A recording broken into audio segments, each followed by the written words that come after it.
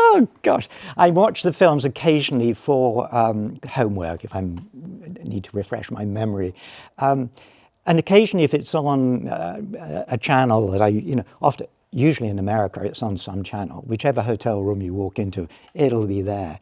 And there are moments that I do enjoy, and think, "Gosh, I did that quite well, didn't I?" Particularly moments where Han Solo was giving me grief, and I gave him a bit of attitude back, which you don't expect from a droid. I think there are maybe actors who do sit down and watch their entire performance over and over again. I'm not one of those. But occasionally I do watch for technical reasons. I just wrote a book, a few years ago now. I am C-3PO, The Inside Story. And I did actually make myself go through the films because I'd forgotten so much. And some of the stuff I'd forgotten was pretty ordinary. And other bits were really quite good. And I think, gosh, I made that work, didn't I? Just with a face that doesn't move and with attitude and whatever. And what, of course, is remarkable is for me to see the whole saga, which I was in, but kind of in a working situation, so I didn't necessarily enjoy it. It's hard. Actors always say it's very hard work. But when you've got a costume like that, you can't exactly relax even between takes. It's like, because as soon as you take it off, you've got to put it back on again, and the nightmare. So I watch it in a different way from other people. And because I can't see what's going on around me when we're filming, I'm seeing it obviously from the camera's point of view, and it's a different angle, isn't it?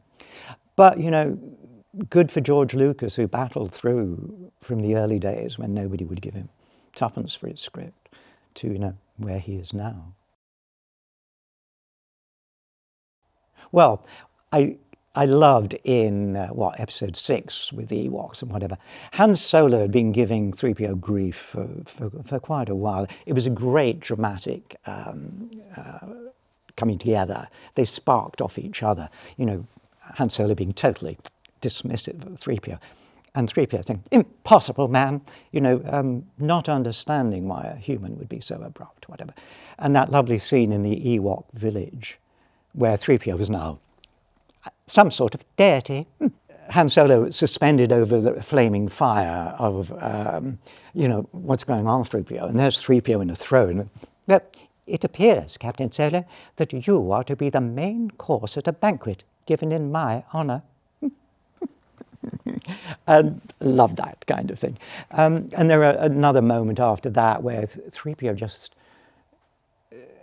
Solo again is annoying him, and 3PO, with a bit of physical whatever, just looked at him with such anger. And the face doesn't change, but my intent is what comes through, and I like that, yes. Yeah. And then, of course, one of my favourite bits was in The Rise of Skywalker, where all of the 9 movies 3PO has boasted about, I am fluent in over 6 million forms of communication. Well, of course, in The Rise of Skywalker, what's written on this blade? Well, I'm afraid it is beyond my programming to translate words from the Sith.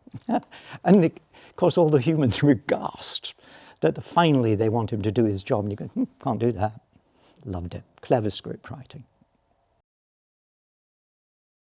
Some of the words in the script used to be difficult. I remember really disliking saying, "Oh, curse my metal body, R2. That's too late. They'd die." And of course it's it's clever writing. 3PO very much depends on the script, how to show bits of his personality and so on. So it's always up to the scriptwriter, plus my interpretation of whatever, to kind of bring the best and hopefully something different out of the scenes. But always, glad to be there. Some scenes were more comfortable than others. Comfortable? No, never. One of the things you have to realize is wearing this stunning piece of art, because that's what it is. This was made by hand, using my head, a model of my head, as a base. But then Liz Moore, with modelling clay, built this, which is great from the outside.